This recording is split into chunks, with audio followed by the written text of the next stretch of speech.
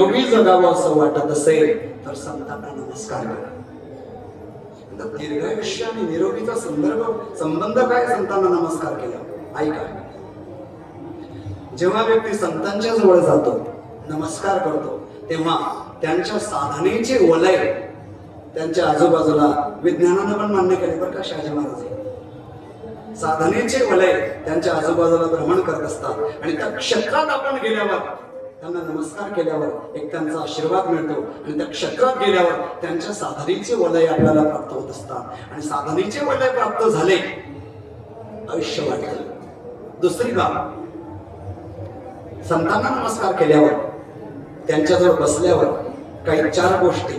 पैसता संतांची संगती, कळो आले कमळापती, आपले कोणीच नव्हती निश्चय चित्ती, दृढ झाला वेळ माझा थोडाच राहिला.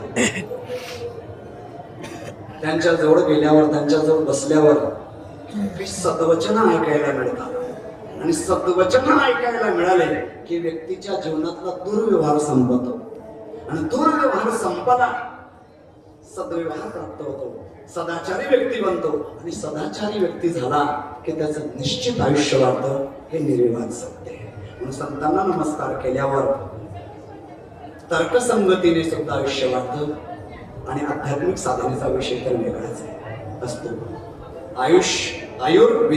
विद्या पण वाढते. कोणाची वाढली विद्या? महाभारत काळातला इतिहास आहे.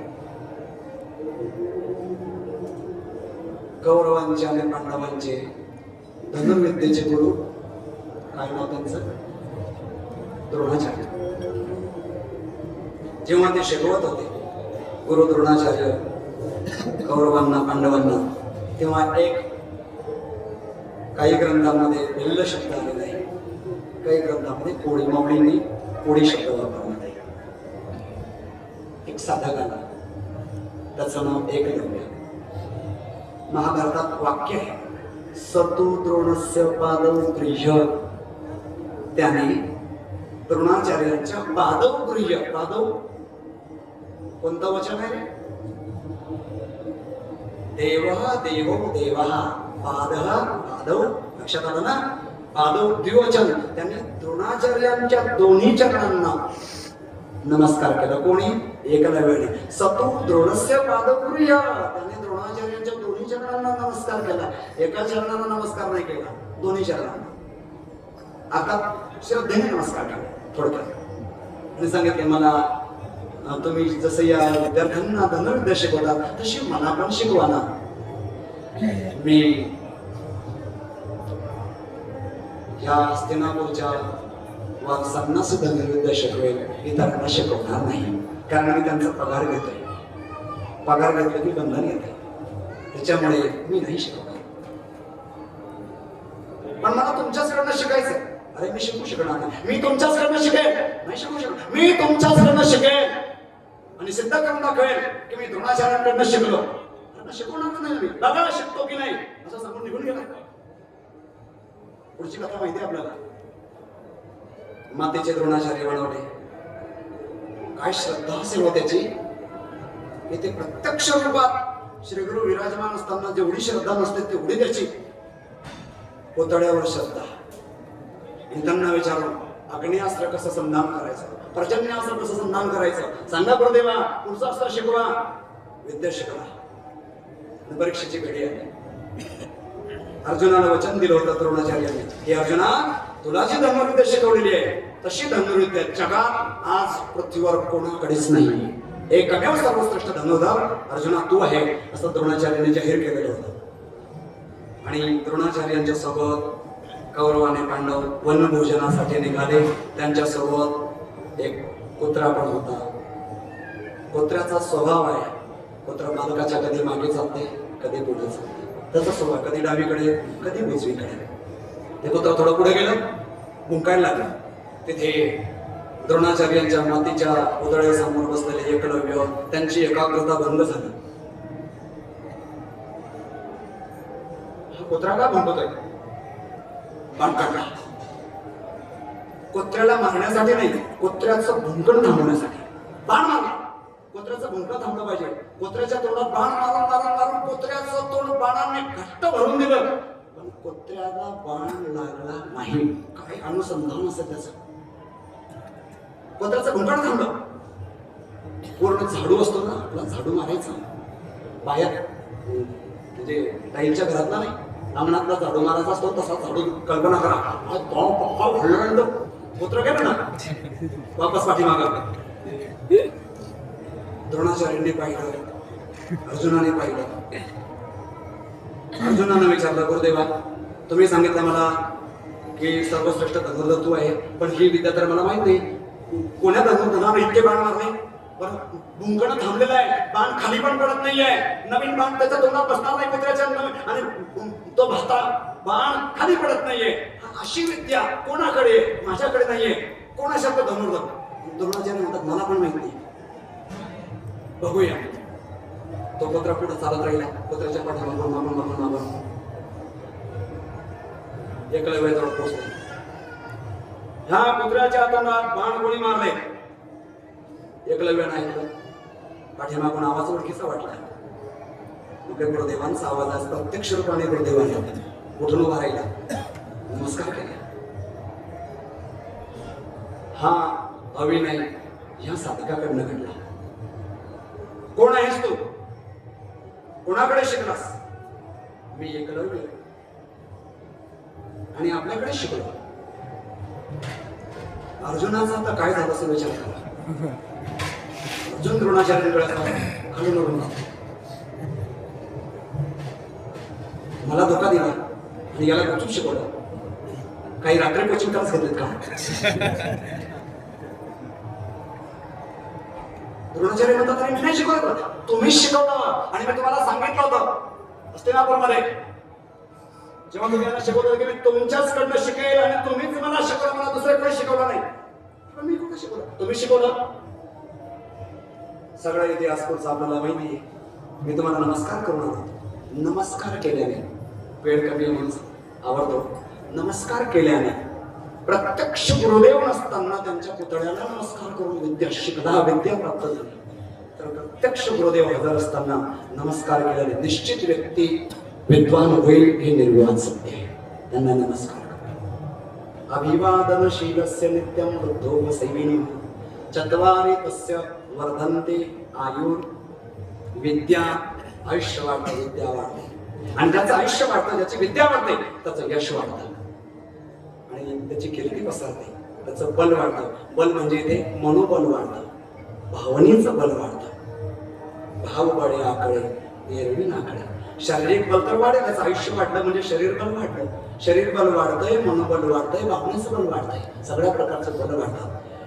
बल का वाढवायचं? नायमात्म बलहीनेन लभ्य. निर्बलाला भगवंत मिळतच नाहीत, म्हणून बलवान झालं पाहिजे. आणि बलवान होण्यासाठी एकमेव पर्याय आहे, संतांना नमस्कार केले पाहिजे, आपल्या गुरुदेवांना नमस्कार केले पाहिजे. देवा संत वृंद नमस्कार जे. पुढे काय? का घडे तरी पूजिजे. आता इथे तरी आला, तरी आला की त्याच्यासोबत जरी असतो. यात तदोर नित्य संबंध, यात आणि तप या सर्व नामांचा नित्य संबंध. जर असे तरी तरी अवधान एकले दीजे, मग सर्व सुखासी पत्र होईजे. हे प्रतिभक्त माझे उघडा ऐका. तिथे पण तरी आले, येथेही तरी आले.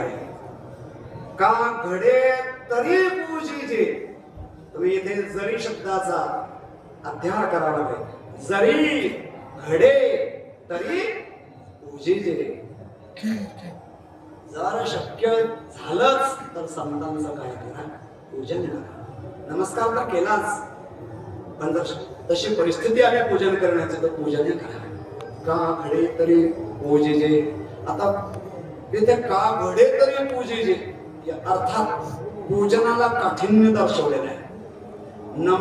नमस्काराला कठीणता दाखवली नाही, पण पूजनाला कठीणता दाखवली. त्याची काही कारण आहेत. नमस्कार दुरून सुद्धा केला जातो, पूजन दुरून केलं जाणार नाही. जयहरी तुम्ही पण तिथून जयहरी करणार, पण मला जर तुमची पूजा करायची असेल तर मी तुम्हाला गंधाक्षता टाकेल का?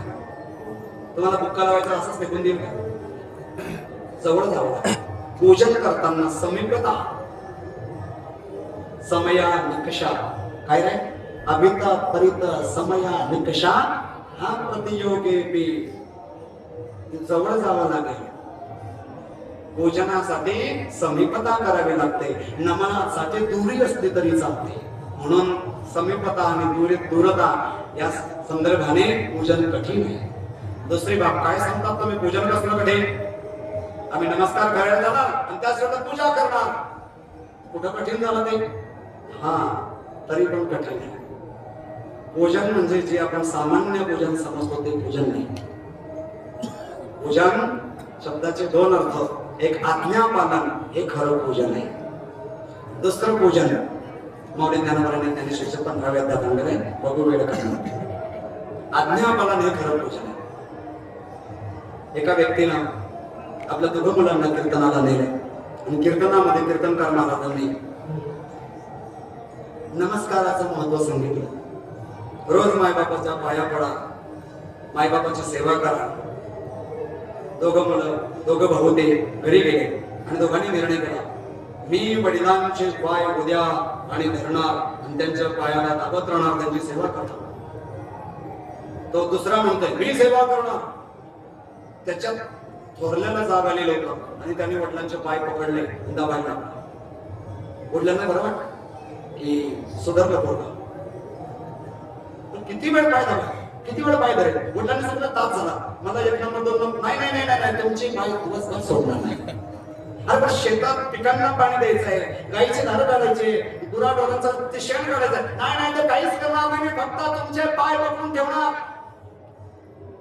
जो दुसरा होता त्यांना वडिलांचे जे जे उर्वरित कार्य होते वडिलांच्या मनोगतानुसार शेतात पिकांना पाणी दिलं, गाईचे धार काढले, शेण काढलं.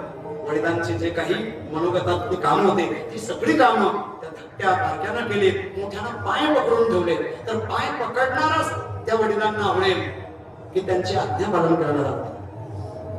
पाय पकडणाऱ्याने खरी पूजा केली का आज्ञा पालन करणाऱ्याने खरी पूजा केली? आज्ञा पालन करणाऱ्याने खरी पूजा केली. म्हणून संतांची खरी पूजा आहे, श्रीगुरूंची खरी पूजा आहे. त्यांनी आपल्यासाठी आज्ञा दिली त्या आज्ञेचं पालन करण्याचा आपल्या जीवनात पूर्णपणे प्रयत्न करणे ही खरी संतांची पूजा आहे. आणि आपले गुरुवर्य बाबाजी अशी आज्ञा देतच नाही की ती आपल्याकडनं पालन होणार नाही. आमच्या गुरुवर्य बाबाजींच्या आणि आश्रयाखाली जवळजवळ आम्ही 150-200 साधक राहतो. बाबाजींच्या आश्रयाखाली जो राहणार त्याच्या जीवनाचा निश्चित सोनं होणार हे निर्वाच आहे. कारण असं प्रांजळ सोजवळ व्यक्तिमत्व, सर्वांचं भलं व्हावं अशा प्रकारची सद्भावना गुरुवर्य बाबाजींच्या अंतःकरणामध्ये. कोणी व्यक्ती आला, तो नवीन जरी आला तरी त्याचे पूर्ण विचारपूस करणार, त्याच्या जीवनात काय अडचण आहे ती आपल्या परीने कशी दूर करता येईल अशा प्रकारचा प्रयत्न. जे जे भेटे भूत ते मानी जे भगवंत हा भक्तियोग निश्चित जाण माझा गुरुवर्य बाबाजींच्या जीवनामध्ये प्रत्यक्ष पाहायला भेटते.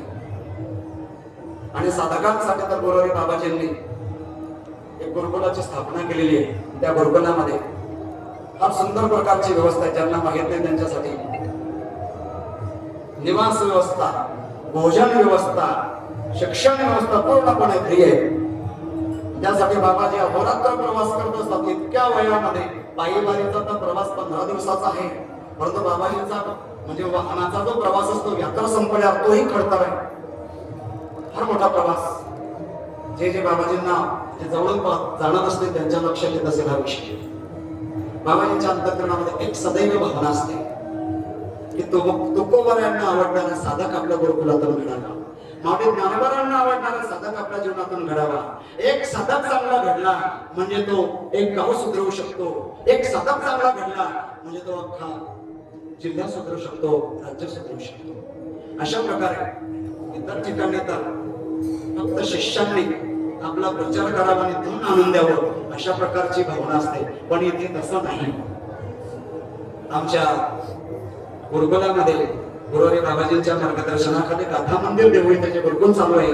त्यामध्ये विद्यार्थ्यांनी फक्त शिकावं, शिकणे एकमेव. आणि विद्यार्थी जर गैरहजर राहिला तर तो का गैरहजर राहिला बाबाजींचं लक्ष असतं त्याच्यामध्ये. अशा प्रकारे गुरुवर्य बाबाजींच्या कार्यात आणि अनेक साधकांचा थोडा सिंहाचा वाटा आहे. आणि जे जे बाबाजींच्या कार्यामध्ये सहभागी आहेत त्यांचंही भाग्य आहे. अशा सत्पुरुषांच्या कार्यामध्ये आपल्याला सेवेची संधी मिळणं हे सुद्धा महत्त्वाचं लक्ष आहे. आणि अशा गुरुकुलामध्ये सेवा करण्याची आणि आपल्याला संधी मिळाली कोणत्याही प्रकारचं का असेना ती सेवा ही आपल्या इच्छेनं प्राप्त करायची नसते. सेवा ही समोरचा जो व्यक्ती देईल ती खरी सेवा असते. आपल्या इच्छेनं जर आपण मागून घेतले तर ते कार्य असतं. माझा वेळ संपुष्टात आला. प्रभुवर्य बाबाजींनी प्रवचनासाठी आज्ञा दिली, आपल्या समोर निवेदन केले. पुढचा भूमीचा अर्थ संकलन करून देवा संत वृंद नमस्काराचे संतांना नमस्कार करा. का कधीतरी पूजीचे जरी शक्य झाले तरी त्यांचे काय करावे पूजन करावे. हे वाचून केवे निंदीच्या स्वयवाच्या हे बाजूलाच ठेवलं आणि त्या संतांची निंदा करावी आपल्या वाणीनं. संतांची निंदा करू नये असा याचा तात्पर्य अर्थ आहे. संत भेटला नमस्कार करा, पूजा करा, पण निंदा करू नका. निंदा केल्याने नुकसान होणार, नमस्कार केल्याने लाभ होणार. नमस्कार नाही भेटला, पूजन नाही भेटलं, लाभ नाही होणार पण नुकसान नाही होणार. पण निंदा केल्याने अधःपतन होणार. हे ती निंदकापाशी अशेष पापे. निंदा म्हणजे काय? मला आठवत आहे वैकुंठवासी वारकरी रामदास बाबा मनसुख त्यांचं एक वाक्य आठवतंय बाबा. मोठे ज्ञानोबांच्या मंदिरात त्यांचं कीर्तन ऐकलं होतं. ते सांगायचे निंदा म्हणजे काय रे कुठं? आणि निंदा म्हणजे दुसऱ्याच्या जीवनरूपी गटारातले किडे आपल्या जिभेने चाखणे म्हणजे निंदा. निंदा कोण करतो जास्त? ब्रह्मणी परमशक्ती स्वामीजी श्री रामसुखदासजी महाराज सांगायचे, जिसके पास अपेक्षा से ज्यादा समय होता है और समय को अच्छे कार्य में नहीं लगाता वो निंदा जरूर करता है. जिसके पास अपेक्षा से ज्यादा धन होगा वो धन का दुरुपयोग करके पाप करेगा. जिसके पास अपेक्षा से ज्यादा समय होगा वो समय का सदुपयोग नहीं करेगा तो निंदा करके पाप करेगा. म्हणून आपण यात्रेला आलेला आहोत. यात्रेमध्ये व्यर्थ चर्चा करू नका. सार्थ चर्चा नाही घडली तरी काही बिघडणार नाही. विधेयात्मक साधन कमी घडलं तरी चालतंय पण निषेधात्मक आचरण आपल्या जीवनात घडू नये. सकाळी काकडा असतो, त्यानंतर कीर्तन, हरिपाठ आहे, झाला प्रवचन आहे. आता थोड्या वेळानंतर पुढे बाबाजींचं आणि या ठिकाणी कीर्तन होणार. यात्रेला आला तर यात्रा ही देवासाठी करा. 4 मध्ये सांगताना मी थांबतो, वेळ संपला. यात्रेमध्ये आल्यानंतर संत दर्शन, नामस्मरण, हरिकीर्तन श्रवण, यथाशक्ती सेवा आणि भगवंतावर प्रेम ही पंचसूत्री गुरुरी बालयोगीजी महाराज आपण नाव ऐकलं असेल ते सांगायचे. जर आपली यात्रा सार्थक करायची असेल संतांचं दर्शन घ्या, नामस्मरण करा जास्तीत जास्त, वेदितो हरिकथा कीर्तन असेल जवळ आपल्याला ऐकायला वेळ असेल तर जरूर ऐकायला जा.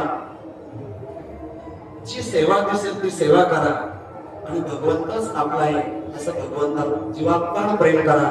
आपली यात्रा सफल होणार आणि अशी तुमची आमची यात्रा सफल व्हावी अशी पांडुरंगाच्या चरणी प्रार्थना करतो. पूर्वी बाबाजींच्या चरणी प्रार्थना करतो आणि माझ्या वाणीला पूर्ण विराम देतो. जे काही योग्य असेल ते गुरुवारी बाबाजींचं, पावणे ज्ञानोबाच्या गुरु जोग महाराजांचं जे काही अयोग्य असेल ते माझा मला व्यक्तिगत वापस करा. मी त्याला दुरुस्त करण्याचा प्रयत्न करेन. कुंडली गौर हरी विठ्ठल श्री ज्ञानदेव तुकाराम पंढरीनाथ भगवान की जय. माऊली जगद्गुरु तुकाराम महाराज की जय. सद्गुरु जोग महाराज की जय. कुंडली गौर हरी विठ्ठल.